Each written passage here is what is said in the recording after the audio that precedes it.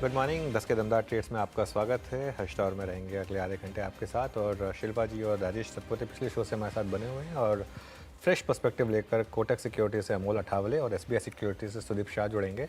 Big market voices में आज हम दो खास मेहमानों से बात करेंगे। सबसे पहले एएसके हेज सॉल्यूशंस के सीईओ वैभव सांघवी से मार्केट आउटलुक पर होगी एक बातचीत। उसके अलावा टेक्निकल ट्रेंड्स पर बात करेंगे मितेश ठक्कर से। कुछ लंबी अवधि के लिए इंडेक्स पर और कुछ स्टॉक स्पेसिफिक आइडियाज़ पर चर्चा होगी।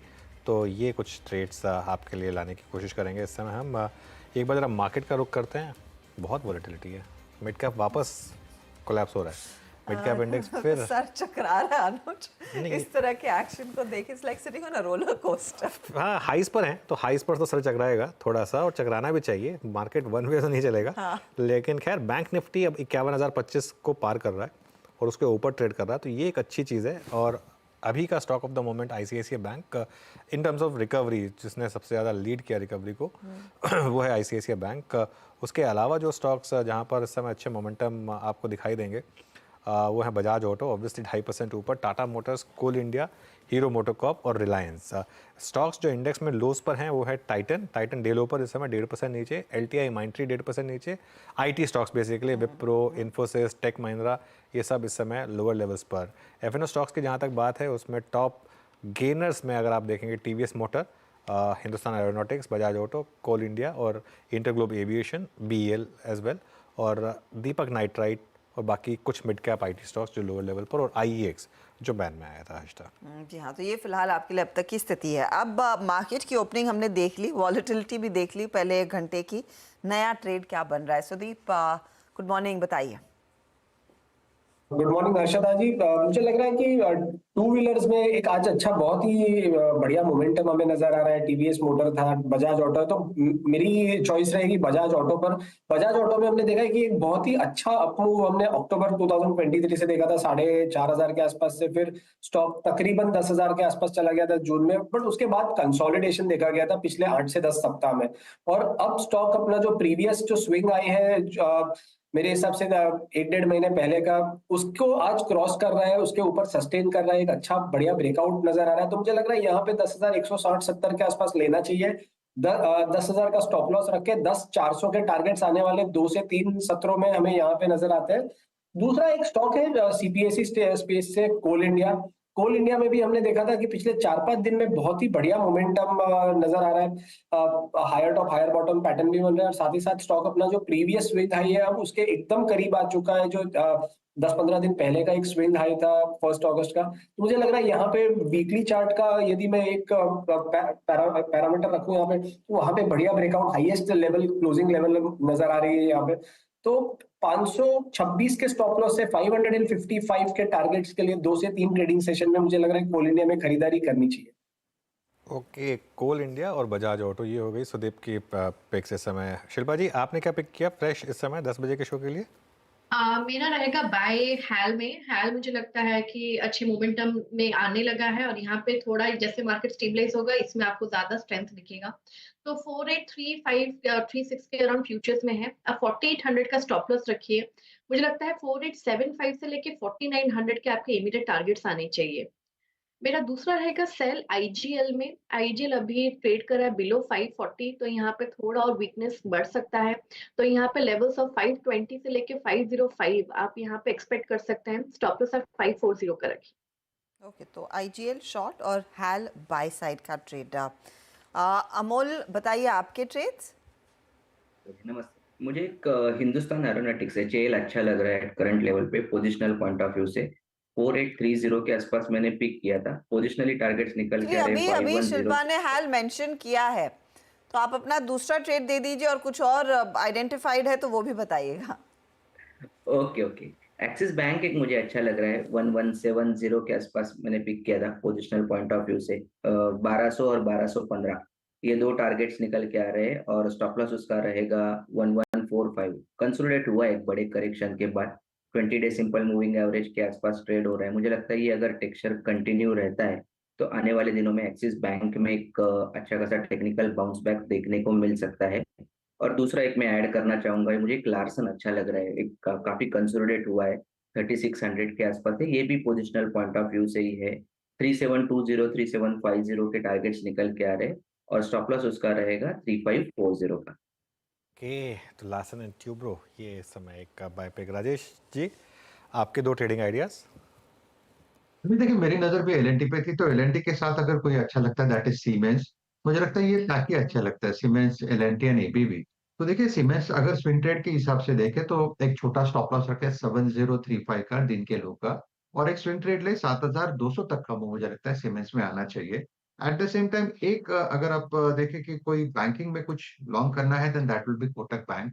बहुत ज्यादा स्ट्रेंथ है, रिवर्सल है पिछले 3-4 दिनों से यहाँ पे हम देख रहे हैं। तो लगता है कि कोटक में एक स्विंग मिलना चाहिए करीबन 1850 1860 तक का। तो Kotak is a buy, stop loss रहेगा 1810 का। ओके, मीनवाइल एक बार दीपक नाइट्राइट देखते हैं, क्योंकि इस समय एफएनओ का टॉप लूजर है दीपक नाइट्राइट। यहाँ पर क्लियर कट एक मोमेंटम डाउन साइड पर। हैल हमने स्पॉट किया था और अभी शिल्पा जी ने कॉल भी दी उसके ऊपर। वहाँ पर इस समय एक मोमेंटम खैर काफ़ी शानदार है। हैल लग रहा है कुछ आज करने के मूड में है ये स्टॉक, और इसके साथ साथ बीएल भी चल रहा है। और उसके अलावा एक बार लेकर आइए आप हिंडाल्को। एक बार हिंडाल्को का चार्ट, हिंडाल्को का चार्ट एक बार सुदीप अगर आपने देखा हो, हिंडाल्को पर कोई व्यू है क्या? सुदीप शायद आप म्यूट पर हैं। जी अनुज, अनुज अगर हिंडाल्को के चार्ट को हम देखें, पिछले कुछ दिनों में एक अच्छा रिवर्सल आया है यहाँ पे। स्टॉक ने जो हिसाब से पिछले एक डेढ़ सप्ताह पहले 600 620 के बीच में कंसोलिडेट किया था, अब ये पूरा पूरा एनगल्फ कर दिया पिछले 3 वीक का जो एक डाउन मूव हम देखते हैं यहाँ पे, और एक बढ़िया सा पैटर्न यहाँ पे बन रहा है कि जो प्रीवियस हाइस के नजदीक अब आ रहा है। तो मुझे लग रहा है जो हिसाब से स्टॉक में मोमेंटम है एंड दिस इज यहाँ पे रिलेटिव स्ट्रेंथ बहुत बढ़िया है compare to all other metal stocks. तो मुझे लग रहा है हिंडाल्को में जरूर there is something which is going on. And 675 के स्टॉप लॉस से यदि हम ये ट्रेंड को राइड करें तो ऊपर के साइड 708 से लेके 715 के लेवल्स आ जाएंगे, ऐसा लग रहा है। एंड अबाउ 715 एक बहुत बड़ा ब्रेकआउट भी आ सकता है। So out of all the metal stocks मुझे लग रहा है हिंडाल्को में बहुत ही बढ़िया आउट परफॉर्मेंस जारी रहेगी। ओके, हिंडाल्को में आउट परफॉर्मेंस जारी रहेगी। चलिए अब एक काम करते हैं, थोड़ा सा लॉन्ग टर्म की बात करते हैं। बिग मार्केट वॉइसेस में हमारे साथ एएसके हेल्थ सॉल्यूशंस के सीईओ वैभव सांघवी जुड़े हैं, जिनके पास फंड मैनेजमेंट में करीब 2 दशक का अनुभव है। एएसके से पहले वैभव एवेंडस, एम्बिट और डीएसपी मेरिल लिंच के साथ भी काम कर चुके हैं। उनसे जानते हैं कि इस समय मार्केट में क्या रणनीति हो। वैभव, गुड मॉर्निंग। सिंस आपका एक लॉन्ग शॉर्ट फंड टाइप में आप काफ़ी एसोसिएटेड रहे हैं, इस समय मार्केट में क्या आप एक व्यू लेकर चल रहे हैं? क्या आप फुल्ली इन्वेस्टेड हैं? क्या आपने कुछ कैश रखा है? क्या हेज किया है? क्या इस समय व्यू है मार्केट को लेकर? सो अनुज, जिस हिसाब से मार्केट कंसोलिडेट हो रहा है इन द करंट एनवायरनमेंट, हमें लगता है कि ग्लोबल में जितने भी वेरिएबल्स करंटली इमर्ज हो रहे हैं उसके कारण ग्लोबली वॉलेटिलिटी बढ़ रही है, और उसी के कारण हम देख रहे हैं कि फॉरेन इन्वेस्टर का रुख वेरी क्लियर नहीं है। At the same time local investors की स्ट्रेंथ कंटिन्यूड है, बट जिस हिसाब से ब्लॉक्स की सप्लाई आ रही है, जिस हिसाब से आईपीओज है, हमें लगता है यहाँ कंसोलिडेशन का दौर और थोड़े टाइम चल सकता है। Of course I am not saying कि यहाँ से शार्प करेक्शन की बात है, बट आई थिंक कंसोलिडेशन एक अच्छा आउटकम रहेगा in the current given circumstances. और जिस हिसाब से हमारी पोजीशंस है करंटली, हम रिलेटिवली थोड़ा हेज ज़्यादा लेकर चल रहे हैं, ताकि कि करंट जो वॉलेटिलिटी है वो हम अच्छी तरह से नेविगेट कर पाएं। ओके, नहीं, सिंस आपने बात की ब्लॉक्स की, मैं एक सवाल पूछना चाहता था आपसे। काफ़ी यूनिक मार्केट है जहाँ पर प्रमोटर्स आकर माल छोड़ रहे हैं, बड़े बड़े इंसाइडर्स आके माल छोड़ रहे हैं, और वो ब्लॉक्स होने के बाद स्टॉक्स चल रहे हैं। मतलब नॉर्मली उल्टा होता है। तो ये QIPS के बाद स्टॉक्स चल रहे हैं फॉर एग्जांपल। तो ये क्या बता रहा है मार्केट को लेकर? क्या थोड़ा एग्जूबरेंस है या फिर ये एक नई रियलिटी है? सी आई थिंक जो काफ़ी इन्वेस्टर्स जिनके पास कैश पड़ा हुआ था, एक अपॉर्चुनिटी मिल रही है ग्रोथ कैपिटल में पार्टिसिपेट करने की। ऑफ कोर्स दोनों के नज़रिए बहुत अलग है। अगर हम एक बाजू प्रोमोटर्स या लार्जर का इन्वेस्टर्स को देखें, और दूसरी बाजू probably traders, short term investors, और प्रॉबेबली जो जिसके पास कैश पड़ा हुआ है, उनको जो कंपल्शन है in terms of the deployment as well, वो अलग अलग तरीके से पार्टिसिपेट कर रहे हैं। वैल्यूएशंस को देखें और ये भी देखें कि जब मोस्ट इन्फॉर्म्ड इन्वेस्टर्स अगर हम सेल कर रहे हैं तो from a longer term perspective risk reward ratio from a logical sense थोड़ा वीक लगता है। बट मार्केट इफोरिक है, मार्केट में मोमेंटम की कोई कमी नहीं है, इसलिए जितने भी ब्लॉक्स आ रहे हैं आई थिंक अच्छी तरह से फिल हो रहे हैं इन द गिवन सर्कमस्टेंसेस। वैभव, एक सेक्टर जो अब ऑफिशियली मार्केट में अलग तौर पर लिस्ट हो गया है वो इलेक्ट्रिक टू व्हीलर कंपनी ओला इलेक्ट्रिक के लिस्टिंग के बाद ईवी टू व्हीलर स्पेस, लेकिन यहाँ पर जो लेगेसी प्लेयर्स रहे हैं और ख़ास तौर से टीवीएस मोटर, अब एक्सपेक्टेशन तो यही है कि ये भी इनको कड़ी टक्कर देंगे। जिस तरह की पाइपलाइन है, जिस तरह का इन्वेस्टमेंट इन कंपनियों में डाल रखा है, अगर आपने एक अग्रेसिव कॉल लेना हो टू व्हीलर साइड पर और इलेक्ट्रिक व्हीकल वाले बिजनेस पर, आप क्या एक pure play two wheeler EV लेंगे जो एक रीसेंट लिस्टिंग है, या फिर एक लेगेसी प्लेयर जिसने अच्छा खासा पाइपलाइन तैयार की हुई है, बड़े इन्वेस्टमेंट्स कर रहा है और शायद आगे मार्केट गेन भी करेगा? हर्षदा, ये एनवायरनमेंट ऐसा है कि बहुत ही डायनामिक होने वाला है फ्रॉम बिजनेस स्टैंड पॉइंट। हर एक कंपनियां अपनी तरह से स्ट्रैटेजी बनाएगी इन टर्म्स ऑफ कि कैसे उनका मार्केट शेयर बरकरार रहे, और जब मार्केट शेयर बरकरार रहने की बात है तो एग्जिस्टिंग प्रोडक्ट में इनोवेशन करेंगे, हाइब्रिड करेंगे, या third is basically completely EV भी करेंगे। ईच ऑफ दो सेगमेंट्स में हम काफी इनोवेशन देख रहे हैं। हम ये नहीं कह सकते हैं कि जो करंट ईवी प्लेयर है ओनली जाके कंटिन्यूअसली मार्केट शेयर ग्रैब करेगा, because at any given point in time there is a valuation to pay, there is a price to pay for the growth forecasts. At the same time जो existing companies है उनके पास बहुत ही बड़ा cash buffer भी है, वो very strong companies हैं, so उनके पास in terms of longer journey of investments करने की भी ताकत है। So it is not going to be one way, एक कंपटीशन ज्यादा होने वाली है। और एक बहुत ही मुख्य आंकड़ा हम देखेंगे कि EV as a percentage of total two wheelers कैसे प्रोग्रेस हो रहा है। जैसे हम देख रहे हैं कि लास्ट 1-1.5 साल में तो बड़ी स्टैग्नेंट रहा है, so we will wait to see कि ये कैसे प्रोग्रेस हो रहा है, और उसके बाद हम देखेंगे कि कहाँ convincingly at a right price invest करना चाहिए।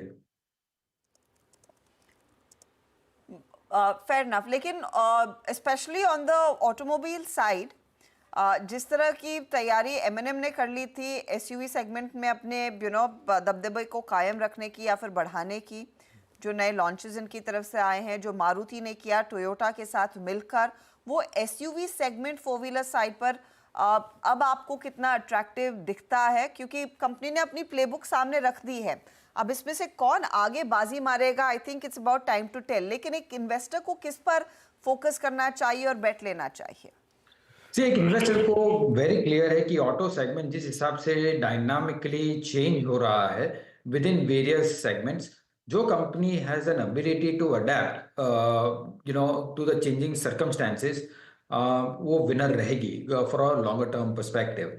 Now that's very motherhood statement और wide statement to kind of make, but अगर हम अलग अलग सेगमेंट में ऑटो सेक्टर को बाइफरकेट करें, जैसे पीवीज हो, टू व्हीलर्स हो, ट्रैक्टर्स हो, और अल्टीमेटली वो यूवी कमर्शियल व्हीकल्स हो, इन सारे सेगमेंट में अलग अलग सेगमेंट हर एक अपनी साइकिल से चल रहा है। At this point in time जिस हिसाब से रूरल फोकस हो रहा है, वहाँ टू व्हीलर्स और ट्रैक्टर्स में थोड़ी आप मोमेंटम देख पाएंगे। पर from a longer term perspective, जैसे आपने कहा, फ्रॉम अ पीवी साइड, जो भी कंपनी की वाइडर प्रोडक्ट रेंज है across ICE vehicles, across hybrids and EVs, it is a choice कि कस्टमर कहाँ जाएगा along with full product features at the right price, वो मोमेंटम कैरी करेगा। इस हिसाब से हमें लगता है कि जो भी डोमेस्टिक प्लेयर्स है I think have a good leeway, unless कि ग्लोबली कंपटीशन ज़्यादा आए। we'll wait for global players also to come in India. अगर वो आते हैं तो थोड़ा डायनामिक चेंज हो जाएगा from an industry perspective. Market में कुछ बहुत शानदार स्टोरीज रही हैं पिछले 1 साल में वैभव, जैसे ट्रेंट हो गया, उसके अलावा इंडियन होटल्स, कंजम्पशन स्पेस में बेसिकली कई स्टॉक्स हैं जहाँ पर री रेटिंग हुई है। आपके पोर्टफोलियो में हैं क्या कुछ इस तरीके के स्टॉक्स? क्या व्यू है आपका यहाँ पर? सी कंजम्पशन की बात करें तो let's take both staples and discretionary. और डिस्क्रेशनरी की बात करें, जैसे आपने जो भी सेगमेंट को अल्यूड किया है, हमें लगता है कि वो पूरा segment has been a beneficiary of higher aspirations, higher income levels, और एक एक्सपीरियंस करने की ख्वाहिश, जो उनको हायर एक्सपेंडिचर और वो एरियाज में स्पेंड करने की इंसेंटिव दे रहा है।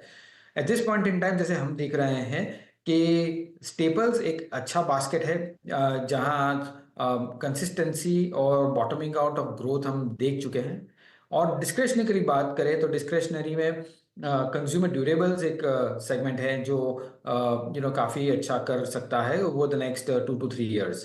ट्रैवल एंड टूरिज्म में हमने देखा है कि लास्ट क्वार्टर में we have seen some amount of pressure both on the average room rates और various other segments on the travel and tourism.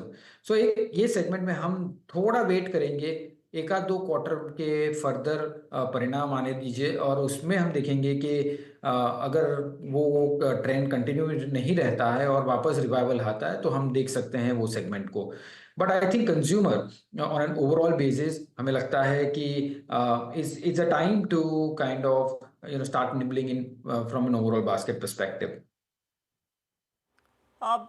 Vaibhav, IT कंपनियां वो क्रूशल रहेंगी कि यहाँ से आगे किस तरह का परफॉर्मेंस देखने को मिलेगा? और मैं ये सवाल इसीलिए पूछ रही हूँ क्योंकि ताज़ा context of course Wyoming Jackson Hole से आज शाम को साफ हो जाएगा कि क्या कोई हिंट आ रहा है सितंबर की रेट कट का, और वो शायद ड्राइव करेगा यूएस मार्केट्स को, आईटी कंपनियों को और ओवरऑल सेंटिमेंट को। यहाँ पर क्या प्री पोजिशनिंग करना शुरू करें? Of course today is the last day and hopefully situation clear हो जाएगी, लेकिन सितंबर ऑनवर्ड्स इन द होप कि वो रेट कट आएगा और वहाँ पर अगर बीएफएसआई सेगमेंट टर्न अराउंड करने लगे तो शायद आईटी कंपनियों की लिए भी और मजबूत order flows. See I think consensus है कि सितंबर में क्वार्टर परसेंटेज पॉइंट का रेट कट आ सकता है। जस्ट फ्यू वीक्स अगो अगर हम देखें, जब निकाय में शार्प फॉल आया था और ग्लोबल मार्केट्स में काफी शार्प फॉल आया था, तो काफी स्पेकुलेशन भी हुए थे कि 25 नहीं 50 बेसिस पॉइंट्स कर सकते हैं, और एक नहीं काफी रेट कट्स भी कर सकते हैं। बट जिस हिसाब से फर्दर कमेंट्री आई है both from the US perspective और जापान से, हमें लगता है कि ग्रेजुअल रेट कट्स होंगे स्टार्टिंग विद 25 बेसिस पॉइंट्स, और वो काफी फैक्टर्ड इन है already. Now from an IT sector अगर हम देखें तो ऑफ कोर्स ये रेट कट्स थोड़े फायदेमंद हो सकती है मीडियम टर्म के लिए। बट सेकेंडली आई थिंक जो दो मुख्य रीजन थे जहां ये सेक्टर बहुत सबड्यूड रहा था, one is the discretionary spend because of the weakening global economy, और दूसरा कि जनरेटिव एआई उसका क्या इम्पैक्ट रहेगा ये कंपनियों पे। हमें लगता है कि ये दोनों फैक्टर जो हम वर्स्ट एक्सपेक्ट कर रहे थे वो नहीं हो रहे हैं। इनफैक्ट जनरेटिव एआई काफी नई बिजनेस अपॉर्चुनिटीज भी लेके आ रही है। सो हमें लगता है कि ये एक सेक्टर है जहां मोमेंटम बरकरार रहेगा। ऑफ कोर्स बीच में करेक्शंस हो सकते हैं, but at every lower level ये सेक्टर बिड अप रहेगा from a medium term perspective. Alright, बहुत बहुत शुक्रिया आज हमारे साथ जुड़ने के लिए वैभव, अच्छा लगा आपसे बात करके एज ऑलवेज। Thank you. चलिए अब थोड़ा आगे बढ़ा जाए। हमारे साथ मितेश ठक्कर जुड़ गए हैं जो लॉन्ग टर्म के लिए हमारे साथ कुछ दमदार ट्रेडिंग आइडियाज़ शेयर करेंगे। मितेश, गुड मॉर्निंग, बहुत टाइम के बाद आपसे बात हो रही है, तो पहले तो अच्छा लग रहा है आपको वापस इनबीसी आवाज़ पर देखकर। स्टॉक्स की बात करें इससे पहले एक बार ज़रा मार्केट के ट्रेंड पर बात हो जाए, निफ्टी और बैंक निफ्टी, आपके हिसाब से अब क्या ट्रेंड बन रहे हैं यहाँ पर? Good morning Anuj. Yes, I think काफी टाइम बाद आवाज पे एक अपीयरेंस है, तो आपको उसके लिए खास खास धन्यवाद। इंडेक्स की अगर मैं बात करूँ तो अनुज, जो हमने जब डिक्लाइन चालू करी थी निफ्टी में, वो थी आई थिंक 1 और 2 अगस्त के बीच में जो गैप आई थी। अभी निफ्टी उसी गैप एरिया के आसपास ट्रेड कर रहा है, और उसको क्लियर करने के लिए उसको सपोर्ट चाहिए बैंक निफ्टी से, जो कि मिसिंग है। तो मैं वेट कर रहा हूँ कि अगर बैंक निफ्टी 51,100 के लेवल्स क्लियर करता है तो शायद थोड़ा मोमेंटम मिलेगा ऊपर की तरफ में। अदरवाइज मीडियम टर्म चार्ट्स काफी पॉजिटिव है, परंतु शॉर्ट टर्म में आई थिंक मार्केट ऐसा लगता है कि स्ट्रेंथ छोड़ चुका है। सो मेरे ख्याल से एक रेंज एक्टिविटी रहने की उम्मीद है, जबकि निफ्टी पिछले कुछ दिनों में अपवर्ड ड्रिफ्ट दिखा रहा है, परंतु अगर ये बैंक निफ्टी पार्टिसिपेट नहीं करता है तो मैं मानूंगा कि 24,900 24,950 के लेवल्स क्लियर करना बहुत डिफिकल्ट होगा और ब्रॉडली एक 500 पॉइंट की रेंज में आ जाएगा। तो 24,900 से लेकर 24,400 की रेंज बन सकती है निफ्टी में आने वाले कुछ दिनों के लिए। ओके, तो ये फिलहाल आपके लिए एक रफ पर्सपेक्टिव हो गया, लेकिन जिस पोजीशन में गुड मॉर्निंग मितेश बाजार है की आइडियाज आपको कहाँ सेक्टोरली पहले बताइएगा, क्योंकि आपने कुछ स्टॉक्स हमारे साथ शेयर किए हैं, लेकिन जब आप सेक्टोरली मार्केट को टटोलते हैं कहाँ पर आपको ज़्यादा कॉन्फिडेंस दिख रहा है कि इंडेक्स वाइज ज़्यादा पोजीशनिंग है, चाहे वो पीएसयू बैंक्स हो या फिर निफ्टी बैंक की हम बात करते हैं या फिर आईटी की तरफ बात होती है, कहाँ पर आपको ज़्यादा कंफर्ट दिख रहा है कि अगर यहाँ से लीडरशिप आएगी तो 1 2 3 सेक्टर्स पर नजरें होनी चाहिए? Good morning Harshada. जो मुझे सेक्टर्स में खास ट्रेंड दिख रही है वो एक आईटी में है। अगर आप देखें तो इन्फोसिस, टीसीएस ने और अपने all time highs recently clear किए हैं, एचसीएल टेक भी जैसे उसको क्लियर करने की प्रोसेस में है। तो आई थिंक वहां पर मुझे लगता है कि अभी भी काफी मोमेंटम बाकी है। ये हो सकता है कि अगर निफ्टी में थोड़ा सा करेक्शन या रेंज बाउंड मूवमेंट आता है तो 2-4 दिन के लिए स्टॉक्स कुछ पुल बैक का मूवमेंट दिखा दें, उसमें मैं इन स्टॉक्स को बाय करना चाहूंगा। उसके अलावा एफएमसीजी स्टॉक्स में मैरिको, डाबर, एचयूएल कंटिन्यूसली नए हाइज बना रहे हैं धीमे धीमे, परंतु यहाँ पर भी लॉन्ग टर्म चार्ट्स काफी स्ट्रॉन्ग है। कोलगेट एक अलग स्टॉक है जो कि काफी टाइम से आउट परफॉर्म कर रहा है, परंतु एफएमसीजी सेक्टर भी मुझे काफी इंटरेस्टिंग लगता है from a trading point of view और इन्वेस्टमेंट पॉइंट ऑफ व्यू के हिसाब से भी। तो आई थिंक ये 2 सेक्टर्स मुझे लगता है कि आने वाले कुछ हफ्तों में लीड करना चाहिए। पीएसयू बैंक्स हो सकता है कि एक ट्रेडिंग मोमेंटम दे दें, परंतु मुझे लगता है कि अभी लॉन्ग टर्म चार्ट्स में यहाँ पे साइडवेज एक्शन का, कंसोलिडेशन का प्रोसेस ऑलरेडी चालू हो चुका है। तो यहाँ पर आने वाले कुछ हफ्तों के लिए मैं इनको अवॉइड करना चाहूंगा। अब आपके कुछ स्टॉक आइडियाज हो जाएं फिर मितेश, कौन से स्टॉक्स आपको इस समय चार्टी के लिए बहुत अच्छे लग रहे हैं? अनुज, मैंने कुछ 4 स्टॉक्स रिकमेंड किए हैं जहां पर कि लॉन्ग टर्म चार्ट्स में एक अपवर्ड ट्रैक्शन देखने को मिल रहा है। पहला स्टॉक जो होगा मेरा वो अतुल लिमिटेड होगा। ये स्टॉक कुछ साल पहले 10,000 के लेवल्स के आसपास पीक आउट हुआ था और बाद में गिरते हुए 5500 के लेवल्स के नीचे गया था। आई थिंक वो पूरा जो डाउनवर्ड ट्रेंड था स्टॉक ने अपना रिवर्स कर दिया है। अभी 7,900 7,800 के बीच में ट्रेड कर रहा है और इसके लॉन्ग टर्म इंडिकेटर्स, एवरेजेस सारे ऊपर की तरफ पॉइंट आउट कर रहे हैं। तो अच्छे लेवल्स पे अक्यूमुलेट करें इसको यहाँ पर, और अगर थोड़ी गिरावट देखने को मिलती है 7,600 7,400 के आसपास की रेंज में अगर ये स्टॉक और मिलता है तो वहाँ पे ऐड करें। मुझे लगता नहीं अभी 7,000 के लेवल्स तोड़ेगा जहाँ पर किसके मंथली एवरेजेस है, और जो मिनिमम टारगेट है वो पिछले हाई का रीटेस्ट 10,000 का होगा और एक्सटेंडेड टारगेट 13,800 के होंगे। इसके अलावा सिमिलर पैटर्न जो मैं देख रहा हूँ जुबिलेंट फूड्स के चार्ट्स पे देख रहा हूँ। डिस्क्लेमर, मेरे पास छोटी क्वांटिटी में जुबिलेंट फूड्स है और मैं इसको ऐड करने की और गिरावट देख रहा हूँ। तो अगर मुझे गिरावट में मिलेगा तो मैं पर्सनली इसको ऐड भी करूंगा। तो वेस्टेड इंटरेस्ट है यहाँ पर। यहाँ पर मुझे अगेन आई थिंक जो इसके लॉन्ग टर्म चार्ट्स हैं वो करीबन 2-2.5 साल के करेक्शन के बाद अब पॉजिटिव दिखना चालू हो गए हैं। सारे इंडिकेटर्स ऊपर की तरफ पॉइंट आउट कर रहे हैं। तो पिछला हाइस जो 800 का है वो मुझे लगता है कि स्टॉक में आना चाहिए, परंतु एक्सटेंडेड टारगेट जो इसके होते हैं वो करीबन 1,000 प्लस के बनते हैं। तो आपको अच्छी करीबन 50 से 60% की स्टॉक में तेजी देखने को मिल सकती है आने वाले कुछ महीनों में। और यहाँ पर भी व्यू सिमिलर है। आई थिंक करंट भाव पे थोड़ा अक्यूमुलेट करें, 630 610 की रेंज में अगर स्टॉक मिलता है तो अग्रेसिवली बाय करें और 565 के नीचे का स्टॉप लॉस लगाएं। तीसरा स्टॉक है पेज इंडस्ट्रीज। अगेन काफी सिमिलर सेटअप है। अगर आप देखेंगे तो 47,000 48,000 की रेंज में स्टॉक ने पीक आउट किया था करीबन 2 साल पहले। पूरा एक करेक्शन मूवमेंट इसका प्ले आउट हो चुका है, इंडिकेटर्स इसके बॉटम आउट हो चुके हैं और ऊपर की तरफ मुड़ चुके हैं। तो यहाँ पर इस स्टॉक को अक्यूमुलेट करें। नीचे में अगर थोड़ी गिरावट मिलती है तो ऐड करें। वो रेंज होगी करीबन 40,000 के आसपास की, 40-41,000 के आसपास की। और पहला टारगेट जो इसका होगा वो होगा 46,800 47,000 जो कि इसके पिछले हाई थे। परंतु मुझे लगता है कि लॉजिकली 55,000 से 60,000 की रेंज में स्टॉक जाना चाहिए अगर आप इसमें 1 ईयर प्लस का टाइम फ्रेम लें, और स्टॉप लॉस लगाए 37,500 का। और चौथा और फाइनल स्टॉक अनुज है मेरा सुप्रिया लाइफ साइंसेस। डिस्क्लेमर, ये स्टॉक मेरे पोर्टफोलियो में है तो अगेन यहाँ पर भी वेस्टेड इंटरेस्ट है। इसके जो लिस्टिंग हाइस थे वो 480 490 के थे, उसके बाद स्टॉक गिर के 200 के आसपास तक गया था और वहां से अभी ये रिवर्स होके 480 490 के लेवल्स को क्लियर कर चुका है। तो इसने एक राउंडिंग फॉर्मेशन या कप फॉर्मेशन जो हम बोलते हैं वो कंप्लीट करके ब्रेकआउट भी दे दिया है।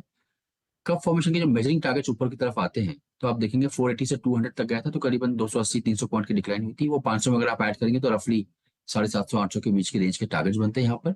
और चूंकि ऑलरेडी ब्रेकआउट दे चुका है, ऑलरेडी ये स्टॉक बाय मोड में है, और अगर कोई गिरावट मिलती है 480 490 के रेंज को वापस रीटेस्ट करने जाता है जो पिछले हाई थे, तो वहां पर अग्रेसिवली ऐड करें और 470 के नीचे का इसमें स्टॉप लॉस लगाएं। शुक्रिया मितेश, अच्छा लगा आपसे बात करने के लिए। तो 4 स्टॉक्स आइडेंटिफाई हैं, Atul, Jubilant food, page industries और सुप्रिया लाइफ।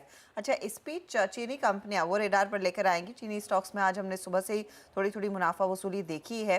दरअसल आपकी स्क्रीन पर एक खबर फ्लैश हो रही है, मौजूदा ड्राफ्ट ऑर्डर में बदलाव की राय मांगी। सरकार ने शुगर कंट्रोल ऑर्डर 2024 वाला जो ड्राफ्ट तैयार था उस पर 23 सितंबर तक दरअसल अपडेट मांगा है, राय मांगी है। ज़्यादा डिटेल्स के लिए असीम मनचंदा के पास चलेंगे। असीम बताइए डिटेल्स क्या हैं और क्या इम्प्लीकेशंस रहेंगे?